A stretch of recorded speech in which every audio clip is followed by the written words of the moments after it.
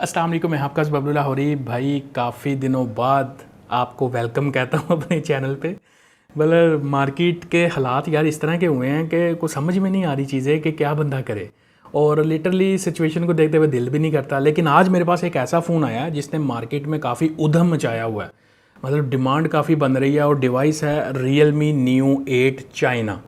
अब आपको पता है कि Realme GT6 के ऊपर भी मैंने वीडियो बनाई थी, वो भी चाइना वेरिएंट था, क्योंकि उसके अंदर फ्लैगशिप लेवल की चिपसेट थी, तो मार्केट में वो ट्रेंडिंग चल रहा था। जैसे ही ये अगला प्रोडक्ट ड्रॉप हुआ मार्केट के अंदर, तो इसने तकरीबन वैसे ही मार्केट के अंदर ना धूम मचाई हुई है। हालांकि इसकी जो प्राइस है इस फ़ोन की, वो तकरीबन 1.25 से 1.30 के आसपास है, और इतनी रेंज के अंदर इस फ़ोन के अंदर जो फीचर्स हैं वो काफ़ी टॉप नॉच किस्म के हैं, क्योंकि चिपसेट बड़ा तगड़ा है। इसके अंदर स्नैपड्रैगन 8 Gen 5 का चिपसेट है, जो 8 एलीट के आसपास कहीं पे आता है परफॉर्मेंस में, और गेमिंग भी तगड़ी करवाता है। मल्टीमीडिया एक्सपीरियंस इसका बहुत अच्छा है, क्योंकि इसका डिस्प्ले बड़ा सॉलिड है, 165 हर्ट्ज वाला ये एमोलेड पैनल है। इसका जो PTA टैक्स है ऑफिशियली PTA अप्रूव भी हो जाता है, तकरीबन कोई 30-32 हज़ार रुपये टैक्स है। और अभी PTA का जो वेबसाइट है ना, वो थोड़ी अपग्रेड हो रही है, तो टैक्स जनरेट नहीं हो पा रहा। तो मैं देख रहा था शायद कोई PTA माफ़ी दे दे थोड़ी सी, वो टैक्स में कमी आ जाए, लेकिन अभी वहाँ पे भी कोई सूरत हाल नहीं है।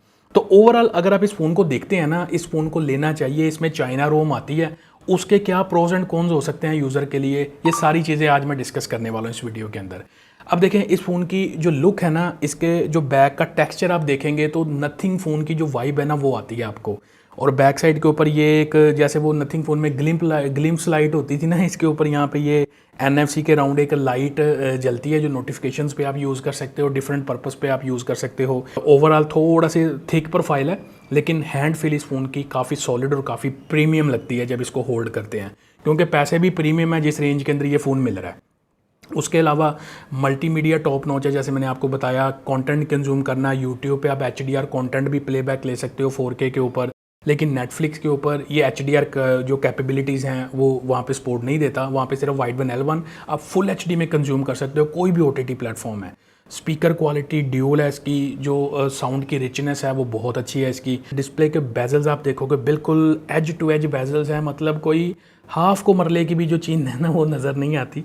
और इमर्सिव यहाँ पे डिस्प्ले का एक्सपीरियंस है। ऑलवेज ऑन डिस्प्ले भी आप परमानेंट यूज़ कर सकते हो उस पर। इसका जो आइडल ड्रेन है वो भी बहुत ज़्यादा नहीं है। मतलब ये है कि ये आती हैं एज ए पेपर किट आता है बाहर से, और ये फ़ोन ना तो रीफर्ब की कैटेगरी में है, ओरिजिनल फ़ोन है, एयर टाइट फ़ोन है।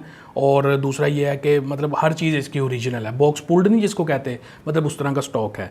जो फिंगरप्रिंट सेंसर है ये अंडर डिस्प्ले है, और अल्ट्रासोनिक के फिंगरप्रिंट सेंसर है। स्पीड इसकी बहुत फास्ट है। आउटडोर में भी मैंने इसको यूज़ करके देखा है, जो डे टाइम की विजिबिलिटी है, क्योंकि एक ये वैल्यू फ्लैगशिप फ़ोन है तो उस हिसाब से बेहतरीन है। अगर परफॉर्मेंस वाली साइड पे आते हो तो स्नैपड्रैगन 8 Gen 5 है, और मेरे पास ये जो वेरिएंट है ना, ये 12 GB रैम 256 GB स्टोरेज वाला वेरिएंट है, और UFS स्टोरेज है 4.1 वाली। तो मल्टीटास्किंग की जो स्पीड्स हैं, जो स्टोरेज की स्पीड्स हैं वो बेहतरीन है। उसके अलावा गेमिंग वाली साइड पे ये फ़ोन काफ़ी एक्सेल करता है, और जो PUBG है 120 FPS के ऊपर चलती है, एकदम मक्खन स्मूथ आप इसके ऊपर PUBG खेल सकते हो। और गेम खेलते हुए जो बैटरी बैकअप है वो भी बड़ा तगड़ा मिलता है। 8000 mAh की इस फ़ोन के अंदर बैटरी है सिलिकॉन कार्बन वाली, क्योंकि ये लेटेस्ट टैक है और यही चलना आगे। तो बैटरी टाइमिंग, थोड़ा सा हैवी यूज़र भी है ना, मॉडरेट से ऊपर वाला यूज़र है, उसको भी को 1.5-2 दिन ये बैटरी बैकअप दे जाता है। और 80 वाट की इसके अंदर चार्जिंग है। तो चार्जिंग जो स्पीड है वो मैंने 0 to 100 तो वैसे नहीं करके देखा, रैंडमली बस मैंने चार्ज कर लिया। हाँ, चार्जिंग स्पीड भी ठीक है, बैटरी टाइमिंग भी सही है, परफॉर्मेंस भी अच्छी है। कॉल ऑफ ड्यूटी भी इसके ऊपर FPS के ऊपर चल जाती है, और उसका जो गेम प्ले है वो भी एकदम बेहतरीन मक्खन स्मूथ चलता है। मतलब इन शॉर्ट ये है कि अगर आपका मेन पर्पस है सॉलिड गेमिंग, तो उसको ये कम्प्लीटली सर्व करेगा। बाकी ये है कि चाइनीज़ रोम का कहाँ पे इसके प्लस और माइनस हैं। देखें, ये चाइनीज़ रोम के ऊपर आता है। चाइनीज़ रोम का ये मतलब नहीं है कि सारा ही चाइना की चीनी मिनी ऐप्स होनी है। हाँ, चाइनीज़ ऐप ज़रूर हैं, आप उनको हटा सकते हो, डिसेबल कर सकते हो। मैंने एक डिटेल में वीडियो भी बनाई है चाइनीज़ रोम वर्सेस ग्लोबल रोम की, उसमें आपकी सारी कन्फ्यूजन क्लियर हो जाएगी। इसमें गूगल प्ले सर्विसेज आराम से इंस्टॉल हो जाती है, कोई रॉकेट साइंस, कोई पापड़ नहीं बेलने पड़ते उसके लिए। जैसे इसका जो ऐप स्टोर है, आपने उसके अंदर से जो अपना प्ले स्टोर है उसको, उसकी ऐप को डाउनलोड कर लेना है। बाद में प्ले स्टोर की आईडी लगा के आपने 2-3 ऐप्स और कर लेनी है, बस आपका काम कंप्लीट है। उसके बाद जैसे मर्जी प्ले सर्विसेज यूज़ करो। ये गूगल प्ले सर्टिफाइड भी है, और मतलब हर तरह से ओके है, वहाँ पे कोई भी ऐसा इश्यूज़ नहीं है। बस ये होता है कि चाइनीज़ रोम में नोटिफिकेशन को लेके जो लोगों का कंसर्न है, देखिए नोटिफिकेशंस के लिए ना थोड़ी सी चीज़ों को अंदर सेटिंग में मैनेज करना पड़ता है। नोटिफिकेशन वाला मसला भी हल हो जाता है इसमें। सिर्फ जो बैटरी की सेटिंग है उसके अंदर जो ऐप पावर मैनेजमेंट की सेटिंग है ना, उसमें जाके आपने जो भी ऐप आपके नोटिफिकेशन आप चाहते हो कि उसके आएँ, आपने उसकी जो बैकग्राउंड एक्टिविटी है उसको इनेबल कर देना है। क्योंकि चाइनीज़ रोम में बैकग्राउंड एक्टिविटी जो ना थोड़ी सी एग्रेसिव होती है, और बस उसी हिसाब से आपने कर लेना। फिर उसके बाद एक सेटिंग में ऑप्शन आती है ऐप्स की, और ऐप्स के अंदर जाके ऐप मैनेजमेंट में चले जाना। जिस ऐप के नोटिफिकेशंस आपको चाहिए वो अंदर ना डिटेलिंग बहुत है नोटिफिकेशंस की, वहाँ से आप उसको जब प्रॉपर इनेबल कर लोगे तो नोटिफिकेशन आपको लॉक स्क्रीन पे भी आएंगे, व्हाट्सएप की कॉल नोटिफिकेशन भी आएगा, मैसेज नोटिफिकेशन भी आएगा, जीमेल का भी आएगा, इंस्टा का भी आएगा, फेसबुक का भी आएगा, even each and every app का आएगा। कोई वहाँ पे इश्यूज़ नहीं है। बस जो बंदा नया नया चाइनीज़ रोम वाला फ़ोन यूज़ करता है ना, क्योंकि आजकल मार्केट में आपको पता है कि बॉक्स पैक में वो उस तरह की स्पेक्स नहीं मिल पा रही, तो यूज़र अट्रैक्ट होता है स्पेसिफिकेशंस की वजह से। और जो नया यूज़र है वो चाइनीज़ रोम पे आके जब देखता है ना कि यार ये तो डब्बे में से निकली है, मुझे इसमें सेटिंग इधर उधर थोड़ी सी करनी पड़ेंगी, तो वो थोड़ा सा ना डिसहार्ट हो जाता है। लेकिन जो थोड़े टेक सेवी बंदे हैं ना, वो इसके अंदर सेटिंग एक तो कर लेते हैं, दूसरा जो चाइनीज़ रोम अब कंटिन्यूस यूज़ कर रहे हैं उनके लिए कोई मसले वाली बात नहीं है। सिर्फ नया यूज़र जो है ना उसको थोड़ी सी हैजल करनी पड़ती है, मसले सारे इसमें फिक्स हो जाते हैं। बाकी इस फ़ोन के अंदर जो बैंकिंग ऐप्स है वो सारी चल जाती हैं, कोई भी इश्यूज़ नहीं है। जैज़ कैश, इजी पैसा, आपका जो भी कन्वेंशनल बैंक ऐप है वो सारी वर्किंग है इसके ऊपर। NFC का भी ऑप्शन है, टैप टू पे पेमेंट जो है गूगल वॉलेट के थ्रू वो भी आप यूज़ कर सकते हो। एंड्रॉयड ऑटो का जो सपोर्ट है वो भी इसके अंदर अवेलेबल है। अभी ये फ़ोन एंड्रॉयड 16 और Realme UI 7.0 पे रन कर रहा है। आगे इसको जो 3 मेजर अपडेट्स हैं एंड्रॉयड की वो भी आनी है, और 4 साल की सिक्योरिटी पैचेस की जो अपडेट है वो भी इसको मिलनी है। चाइनीज़ रोम के ऊपर ये ऑटो अपडेट्स आती हैं, मैनुअल अपडेट नहीं करना पड़ता। अगर आप ग्लोबल रोम कन्वर्ट करवाते हो, अभी तो इसकी ग्लोबल रोम वाला कन्वर्जन वाला मुझे कन्फर्म नहीं है, लेकिन अभी मार्केट में है भी नहीं, वो सिर्फ GT6 के लिए या OnePlus Ace 5 के ऊपर अप्लाई होती थी। तो बहरहाल चाइनीज़ रोम के साथ है, इसी के साथ यूज़ करोगे तो सिक्योरिटी भी फुल टाइट है उसकी, और जो सॉफ्टवेयर अपडेट्स हैं वो भी इसके अंदर प्रॉपर आ रही हैं। और जो चुपके वाली कॉल रिकॉर्डिंग है ना, अच्छी बात यह है कि वो भी इसके अंदर मिल जाती है, जो अक्सर यूजर्स को रिक्वायर होती है, क्योंकि Realme का अपना डायलर है, इसके अंदर गूगल डायलर नहीं है। कॉल क्वालिटी है वो भी काफ़ी अच्छी है, नेटवर्क रिसेप्शन भी ठीक है इस फ़ोन का, वहाँ पर भी इशूज़ नहीं है। 4G प्लस के जो सपोर्ट हैं वो भी पूरे आते हैं, इंटरनेट की जो स्पीड्स हैं वो भी भागती हैं, वहाँ पर भी कोई इशूज़ नहीं है। VoLTE का जो वोल्टी का सपोर्ट है वो भी अवेलेबल है इसमें, जो वाईफाई कॉलिंग का सपोर्ट है वो भी अवेलेबल है इसमें। अब मेरा जो कैमरा एक्सपीरियंस है इस फ़ोन के साथ, बैक साइड पे 3 सेंसर है, 50 का मेन है, 50 का टेलीफोटो पेरिस्कोपिक सेंसर है, और 8 मेगापिक्सल का अल्ट्रा वाइड सेंसर है।